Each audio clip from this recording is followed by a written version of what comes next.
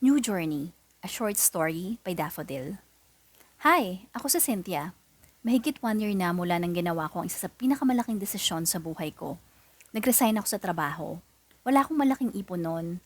Baon lang ang dasal at pananampalataya kay Lord at ang pangarap na nilagay niya sa puso ko. Nag-start ako ng business gamit ang kaunting ipon ko at ang back pay mula sa 5 taong pagtatrabaho sa company. Mixed emotions ang lahat. Malungkot ako dahil sa loob ng 5 taon naging parte na ang kumpanya ng buhay ko. Marami akong natutunan sa trabaho, mga skills and talents na makakatulong sa akin professionally and personally saan man ako dalhin ng buhay. Pero masaya rin ako kasi sa wakas pakiramdam ko nakalaya na ako. Nagpakatotoo na rin ako sa sarili ko sa wakas at inilaban ang pangarap na matagal ko nang gustong gawin sa buhay. Thank you Lord sa lakas ng loob na binigay mo sa akin. I started a small Christian cafe. Christian ang concept. May worship song sa loob ng coffee shop pagpasok kaya sobrang ramdam ang presence ni Lord. May quiet space rin para dun sa mga tao na gustong mag-spend ng time with the Lord o kaya mag-held ng Bible study groups or small conferences. It was a dream come true para sa akin, ang magkaroon ng business na mag-glorify si Lord. And God is faithful kasi He blessed and prospered all the works of my hands. Hindi man maiwasan ang ilang problema sa negosyo which is normal lang naman, mas ramdam ang pagkilos ni Lord at ang favor niya mula nung umpisaan ko ito hanggang ngayon na mahigit 1 taon na. I can't wait for more breakthroughs na inihanda ni Lord para sa akin along the way. Masaya rin ako na nakapagbigay ako ng trabaho sa 3 empleyado ko. Masarap sa pakiramdam na may natutulungan kang mga tao habang tinutupad mo ang mga pangarap mo. I'm praying and declaring na matagal kaming magkakasama-sama hanggang sa palaguin pa ni Lord ang business na inumpisahan ko. Isang araw may dumating kaming bagong customer sa cafe. Grupo sila ng mga 9 na katao. Nagkataong naroon ako sa counter nang dumating sila. Lumapit sa akin ang isang lalaki. Matangkad at disenteng tingnan. Nakaporma lang suot niya. Hello, pwede ba naming magamit ang quiet room nyo if it's still available? We'll just be having a small group sana. Nakangiting sabi nito. Lumabas tuloy ang biloy niya sa pisngi. Siguro mga 31 na ang edad nito. Hello sir, my name is Cynthia and I am the owner of this cafe. Oh sure, sunod po kayo sa akin. At nilid ko sila sa quiet room area ng cafe. Good for up to 10 persons po dito. We also have a projector and laptop here if you ever need ang mga yon. We also have a Bluetooth speaker if you would need to play some worship songs. We offer packaged meals or snacks din po. Here's the menu. Just let me know if you need any help. Please press this buzzer if you are ready to order, sir. Nakangiting paliwanag ko. Thank you so much, Ma'am Cynthia, for accommodating us. I appreciate it. Nakangiti ring sagot ng lalaki. It's my pleasure, sir. Pagkatapos ay umalis na ako at iniwan muna sila. After about 5 minutes, nag-buzzer na sila.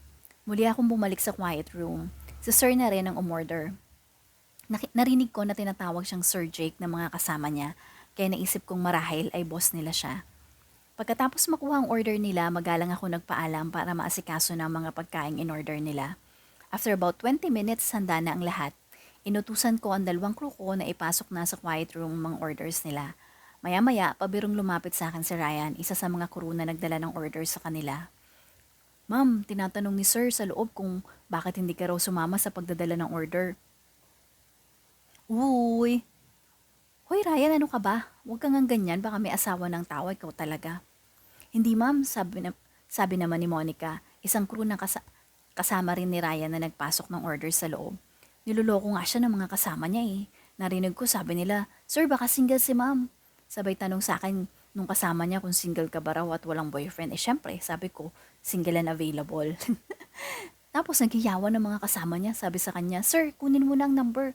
Baka ito na ang pagkakataong makahanap ng mapapangasawa habang nasa kalendaryo pang edad mo. Kaya pala may narinig akong hiyawan sa loob kanina, naisip ko. Tumigil na nga kayo, sabi ko. Bumalik na kayo sa trabaho. Pero lihim na napangiti ako. Sa edad na 27, no boyfriend since birth ako. May mga nanligaw sa akin dati pero siguro focus ako masyado sa pagtatrabaho at responsibilidad sa pamilya. Kaya bago ko pa mamalayan, 27 na pala ako. Ngayon naman nalilibang ako sa bagong business ko. Wala pa sa bukabularyo ko ang magpaligaw. Kaya minsan naitanong ko, Lord, makakapag-asawa pa ba ako? Ano man ang plano mo sa akin, your will be done and not mine. Pagkatapos ng higit kumulang 1.5 oras, lumabas na ang grupo nila sa quiet room. Nasa counter pa rin ako noon at tumatayo bilang cashier. Maaliwalas ang mukha na lumapit sa akin si Sir. Here's my card for the payment, Cynthia. Wow, Cynthia talaga ha. Feeling close na ang peg ni Sir sa loob-loob ko. Nakangiting iniabot ko ang card niya at pagkatapos ay binalik yun sa kanya kasama ang receipt. Thanks a lot, sir, for coming. I hope you enjoyed your time in our cafe. Balik po kayo. God bless. Nagulat ako nang iniabot ni sir ang kamay niya sa akin, nakikipag-shake hands. Medyo natigilan ako pero inabot ko ang kamay niya. We'll surely come back, Cynthia. We had a great time here. Ramdam ang presence ni Lord in this place. I'm glad na naisip mo ang business idea na to that will glorify the Lord. By the way, my name is Jake. I am a CEO as well of a small marketing company. Nice to meet you, Cynthia, and I hope to see you again. May God bless your business all the more. Nakita kong puro nakangiti at tila kinikilig ang mga kasama niya. Halatang nagpipigil na tuksohin ang boss nila. Nagpasalamat ako sa kanya at inihatid sila palabas ng pintuan ng cafe. Thanks a lot again, sir. I hope to see you all again po. Will surely do, sabi ni Robert. Sa sunod daw mag-isa na lang daw pabalik si sir, pabirong sabi ng isang empleyado niya. Pasimpleng siniko siya ni Robert. Pagkatapos ay umalis na sila. Nakita ko nakangiti ang 3 kong staff pagbalik ko sa counter. Oh, anong iningiti-ngiti niyo dyan? Balik na kayo sa work, kayo talaga. Uy, si ma'am, nagbablush. Wait, nagbablush pa ako? Oh no, Lord, bakit parang affected ako? Ang gwapo kasi niya, hindi ko mapigilang kiligin. Kailan kaya ang balik niya? Pero sinaway ko ang sarili ko, huwag kang masyadong mag-assume. First time mo pa lang siyang nakita, para ka nagdadalaga, Cynthia. Saway ko sa sarili. Pinilit kong ibalik ang composure, tapos bumalik na sa work. Eksakto namang may bagong customer na pumasok sa cafe.